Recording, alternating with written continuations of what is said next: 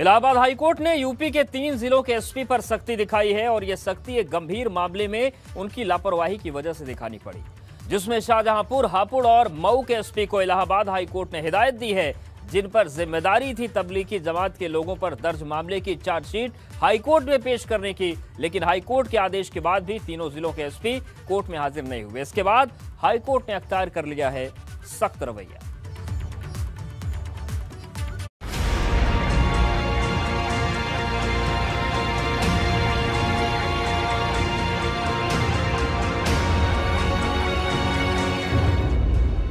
UP police पर Allahabad high court सख्त।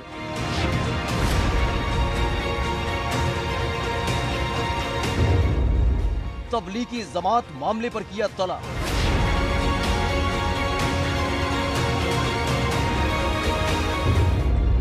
तीन जिलों के एसपी से मांगा जवाब।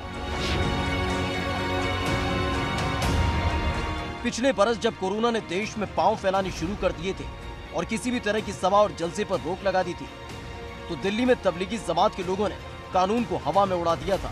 और जब मामला सामने आया था, उसके बाद विदेशों से आए तबलीगियों की तलाश शुरू हुई थी और यूपी के अलग अलग जिलों से गिरफ्तारियां भी हुई थी।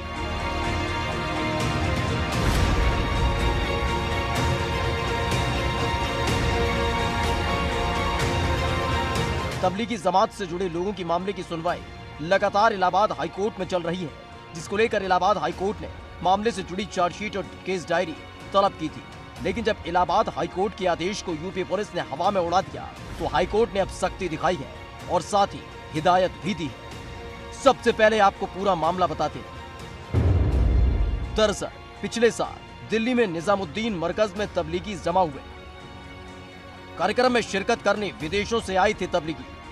कोरोना गाइडलाइन के उल्लंघन के लगे आरोप। विदेश से आए तबलीगियों की तलाश हुई शुरू।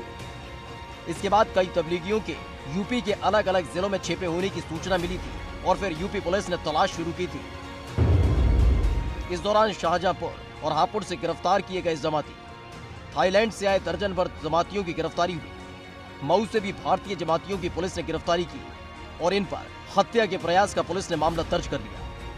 मामला ये है कि जो विदेशी तबलीगी जमात से रिलेटेड मैटर है और हापुड़ और शाहजहांपुर में 9 विदेशी हैं और जबकि मऊ में जो इंडियंस हैं, मऊ में तो 307 लगा हुआ है, वहाँ की प्रोसीडिंग स्टे है। सबसे बड़ी बात ये है कि मऊ में 307 लगाया है आईपीसी की। इसीलिए हाईकोर्ट ने पूछा भी, ऑनरेबल उच्च न्यायालय ने पूछा भी है कि आपने 307 कैसे लगाया। और शाहजहांपुर में तो ये एपिडेमिक एक्ट लागू ही नहीं होगा। दरअसल पुलिस की इसी कार्रवाई को जमातियों की तरफ से कोर्ट में चुनौती दी गई थी, जिसमें कहा गया था कि विदेशी जमातियों के खिलाफ महामारी एक्ट के तहत कार्रवाई गलत है। पासपोर्ट एक्ट के तहत केस बनाना भी गलत है। पुलिस पर मनमानी करने का आरोप भी लगाया।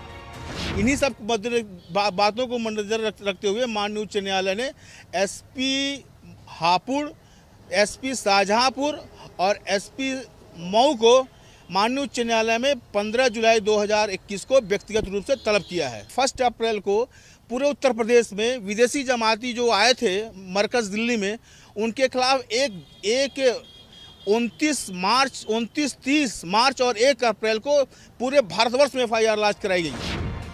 सुनवाई के दौरान इलाहाबाद हाईकोर्ट ने 8 जून को शाहजहांपुर, हापुड़ और मऊ के एसपी से मामले की चार्जशीट और डायरी तलब की थी और 5 जुलाई को पेश होने का आदेश सुनाया था। लेकिन तीनों ही जिले के एसपी हाईकोर्ट में पेश नहीं हुए, जिसके बाद हाईकोर्ट ने नाराजगी जाहिर की और यूपी पुलिस पर सख्त टिप्पणी करते हुए 15 जुलाई को पेश होने का आदेश दिया था।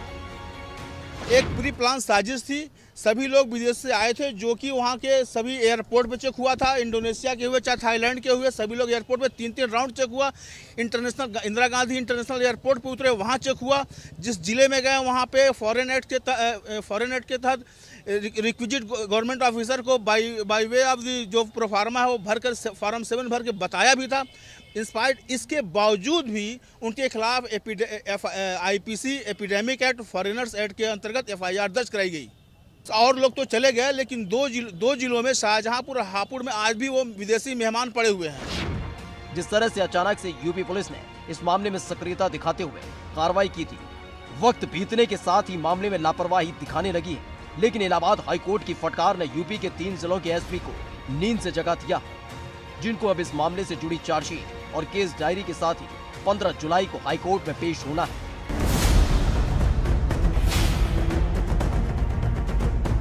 एबीपी गंगा के लिए प्रयागराज से मोहम्मद मोइन की रिपोर्ट। अगर आप मैट्रिमोनियल साइट के जरिए जीवन साथी ढूंढ रहे हैं तो हो जाइए सावधान, क्योंकि आपकी एक छोटी सी गलती भारी पड़ सकती है। क्योंकि मैट्रिमोनियल साइट में लगा ली है जालसाजों ने सेंध, जिसके जरिए वो तक पहुंचते हैं, मीठी बातें करते हैं और फिर बना लेते हैं आपको हनी ट्रैप का शिकार। और फिर शुरू होती है ब्लैकमेलिंग। ग्रेटर नोएडा से पुलिस के हत्थे एक ऐसा ही गैंग चढ़ा जो मैट्रिमोनियल साइट के जरिए बड़े ही शातिराना तरीके से लोगों को फंसा लेते थे। आप कर रहे जीवन साथी की तलाश, मैट्रिमोनियल साइट पर है रजिस्टर।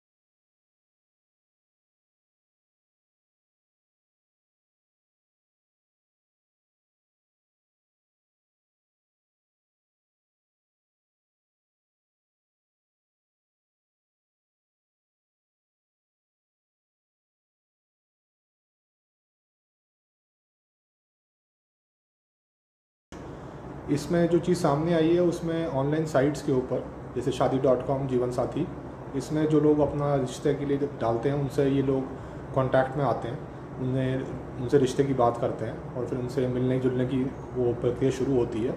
उसके बाद जब वो लोग इनसे मिलते हैं, ये बाद में उनके ऊपर झूठा 376 का मुकदमा लगवा के उनसे पैसे की डिमांड करते हैं। तो ऐसा ही केस हमारे सामने आया था, जो वादी हैं उनसे जानकारी की गई तो उनसे भी पैसे की डिमांड की गई थी और फिर पुलिस को जैसी जानकारी हुई, पुलिस ने इनको तत्काल अरेस्ट किया और इसमें जो विधिक कार्रवाई है वो जल्द खत्म की गई। पुलिस की पूछताछ में शिवानी ने बताया कि शिवानी के पति की 4 साल पहले मौत हो चुकी है। पति की मौत के बाद अमित कुमार से उसकी दोस्ती हुई। शिवानी और अमित ने मिलकर ये गैंग बनाया, लोगों को हनी ट्रैप में फंसाने का प्लान बनाया। हनी ट्रैप के जरिए 5 से 10 लाख रुपए की वसूली की जाती थी। फिलहाल पुलिस दोनों से पूछताछ कर रही है कि आखिर इस गैंग में सिर्फ ये दोनों ही हैं या फिर और भी लोग इस गैंग में शामिल हैं। साथ ही अब तक कितने लोगों को इस गैंग ने हनी ट्रैप में फंसाया है। लेकिन अगर आप भी किसी मैट्रिमोनियल साइट पर रजिस्टर्ड हैं और ढूंढ रहे हैं जीवन साथी, तो सावधान रहें, अलर्ट रहें, क्योंकि ऐसे गैंग की नजर लगातार आप पर बनी हुई है जो अपने जाल में आपको फंसा सकते हैं। एबीपी गंगा के लिए ग्रेटर नोएडा से रविंद्र जयंत की रिपोर्ट। बरेली में हुए हॉरर किलिंग के मामले ने एक इलाके में सनसनी फैला दी, जिसको लेकर लगातार पुलिस तफ्तीश में जुटी हुई थी। लेकिन इसी बीच सामने आया मृतका का एक वीडियो जो मौत से पहले उसने बनाया था और बताई थी वो खौफनाक वारदात जो उसके साथ हुई थी, जिसने सबको चौंका कर रख दिया। प्रेमी युगल की हत्या के मामले में पहले शक की सुई सिर्फ लड़की के पिता की तरफ थी, लेकिन वीडियो सामने आने के बाद पुलिस को तलाश है उन लोगों की जिन्होंने बदला और झूठी शान के लिए इस वारदात को अंजाम दे डाला।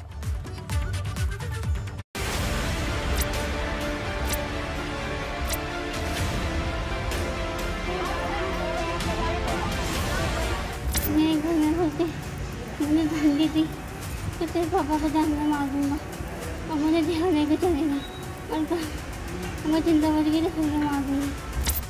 ये सिर्फ बयान भर नहीं है, ये आरोप भर नहीं है, ये सच्चाई है उस खौफनाक वारदात से पहले की जिसे इस लड़की ने भुगता था और फिर मौत के आगोश में चली गई।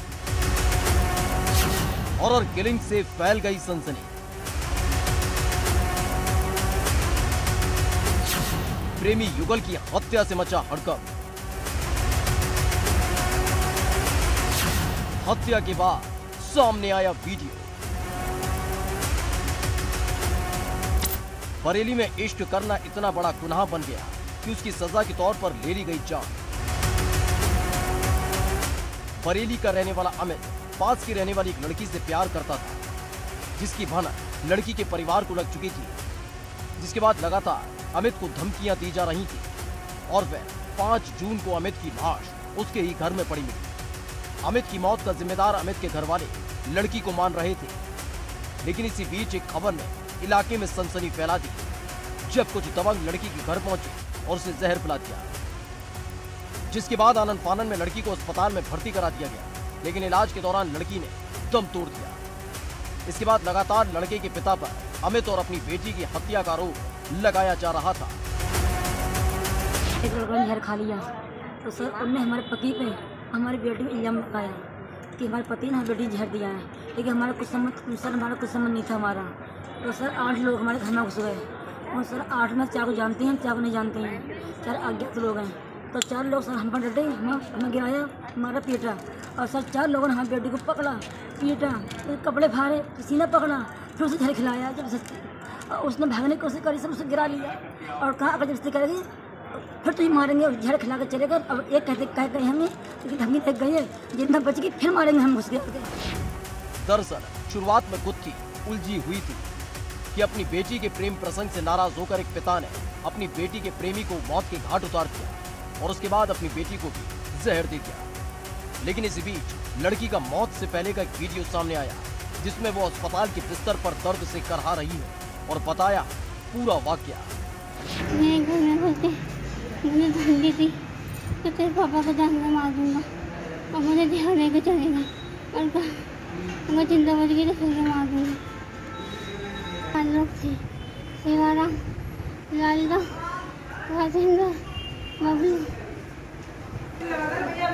और लड़के ने धमकी थी, फिर मैंने बताया तेरे पापा को जान से मार दूंगा। मृतका का वीडियो सामने आने के बाद हड़कंप मच गया है। जहां पहले मृतका के पिता को ही इस वारदात के पीछे जिम्मेदार माना जा रहा था, तो वहीं पुलिस की पूरी जांच अब मुड़ गई, जिसमें अमित के पिता का नाम सामने आ रहा है।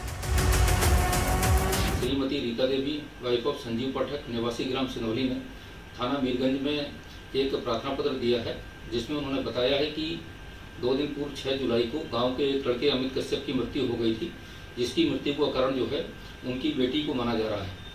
इसके संदर्भ में मृतक अमित कश्यप के परिवार वालों ने उनके पति और एक अन्य व्यक्ति के विरुद्ध जो है 304 IPC का मुकदमा लिखवाया था। उन्हीं लोगों ने आज 2 दिन पूर्व उनकी बेटी को जहर खिलाकर मारने का प्रयास किया, जिसमें उनकी तहरीर पर थाना मीरगंज में संविधान धाराओं में मुकदमा पंजीकृत किया गया है। मृतका का जो वीडियो सामने आया वो उसके मौत से पहले का है, जिसकी जांच पुलिस कर रही है कि आखिर ये बयान कब, कैसे और किसके सामने उसने दिए थे, जिसके बाद पुलिस इस पूरे मामले में कार्रवाई करेगी। यह भी जानकारी में आया है कि मुकदमा के उपरांत जो है दौरान इलाज उनकी बेटी का आज जो है उनकी मृत्यु हो गई है, जिसके संदर्भ में उनका शव का पंचायतनामा और पोस्टमार्टम की कार्रवाई कराई जा रही है। ये उल्लेखनीय है कि गांव में जो आम चर्चा है कि दोनों युवक और युवतियों का प्रेम प्रसंग चल रहा था और इनमें दोनों की मृत्यु भी क्या कारण है, इसके संदर्भ में गहराई से छानबीन करेगी। लेकिन जिस तरह से इस वारदात को अंजाम दिया गया, जिस तरह से जाति को प्यार के बीच रोड़ा बनाकर खड़ा कर दिया गया, वो बताने के लिए काफी है कि समाज में प्यार से बढ़कर धर्म और जाति है। खैर, इस वारदात के बाद से इलाके में हड़कंप मचा हुआ है।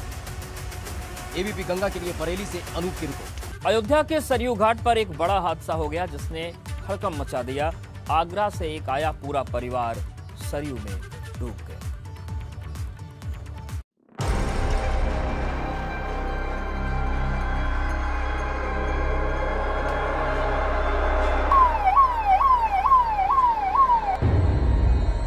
अयोध्या में हादसे से मच गया हड़कंप।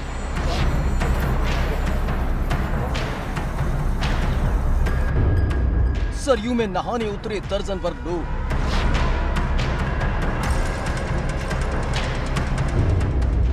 नहाते वक्त हो गया बड़ा हादसा।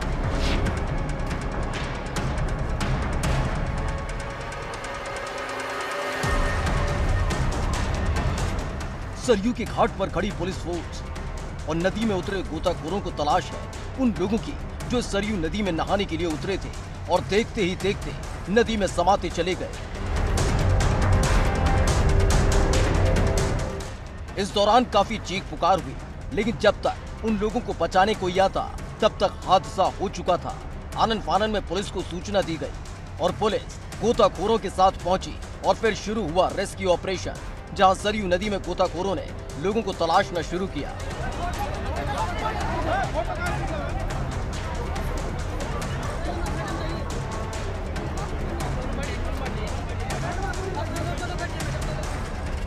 दरअसल बताया जा रहा है कि आगरा के सिकंदरा का रहने वाला एक परिवार अयोध्या पहुंचा। पहले पूजा पाठ की और फिर गुप्तार घाट के कच्चे घाट पर जाकर बैठ गए। इस दौरान अचानक से बारिश होने लगी। बारिश से बचने के लिए जैसे ही महिलाएं भागने लगी तो पैर फिसल गया और एक एक कर परिवार के 12 लोग सरयू नदी में डूब गए। अयोध्या घूमने चल रहे हैं, 2 परिवार आए थे, मतलब 4 परिवार थे, 2 गाड़ी में आए थे। हम सरयू बाहर पे आए थे, हमने कहा अयोध्या पर घूम के जाएंगे। बोले कि नहीं, एक और गुप्त घाट है वहाँ पे चले जाओ। नाव करके फिर हम यहाँ पे आ गए।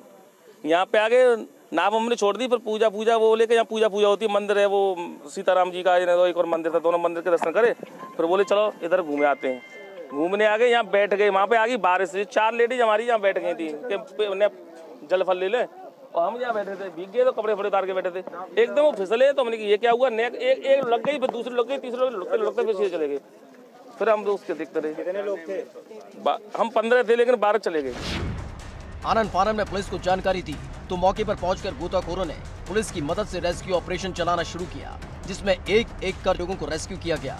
जिसके बाद रेस्क्यू किए गए सभी लोगों को अस्पताल में भर्ती करा दिया गया, जिसमें से 3 की हालत बेहद गंभीर बताई जा रही है। ये आगरा की एक फैमिली जो है वो यहाँ पे आई हुई थी। कुल मिला के उस फैमिली में 15 लोग थे, जिन्होंने यहाँ पे गुप्तार घाट पे वो वहाँ पे टहल रहे थे। जिस वक्त उसमें से कुछ महिलाएं नहाने या हाथ पैर धोने के लिए नीचे पानी में उतरी, लेकिन उसमें से कुछ महिलाओं के अचानक से डूबने जैसी स्थिति हुई, तो उसमें पूरी फैमिली जो है उनको रेस्क्यू करने के लिए तुरंत वहाँ पे कूद पड़ी। तो उसमें जो है उस वक्त हमारे जो लोकल वहाँ पे ड्राइवर वगैरह रहते हैं, मन्नी भैया थोड़ा सा वहाँ पे बचाया और 12 लोग जो है उन 12 में से अब तक जो है 4 लोगों को उनका रेस्क्यू कर लिया गया, लाइव रेस्क्यू कर लिया गया। चारों तरफ जो है इसमें फ्लड पीएसी की टीम, पुलिस की टीम और जो हमारे लोकल जितने भी गोताखोर नाविक हैं, इन लोगों ने बहुत ही अच्छा काम किया। लगातार चारों तरफ ये ढूंढ रहे हैं अपनी नावों के माध्यम से और कांटा लगा के। लगातार उन लोगों को तलाशा जा रहा है जो सरयू नदी में डूब गए हैं, लेकिन इस हादसे ने इलाके में हड़कंप मचा दिया है। जो एक ही परिवार के 12 लोग सरयू नदी में डूब गए, लेकिन पुलिस की सक्रियता की वजह से परिवार के आधा दर्जन लोगों को बचा लिया गया है और अब तलाश है 12 लोगों में से उन लोगों की जो सरयू में डूब गए हैं, जिसके लिए लगातार रेस्क्यू ऑपरेशन चलाया जा रहा है। एबीपी गंगा के लिए अयोध्या से ऋषि की रिपोर्ट।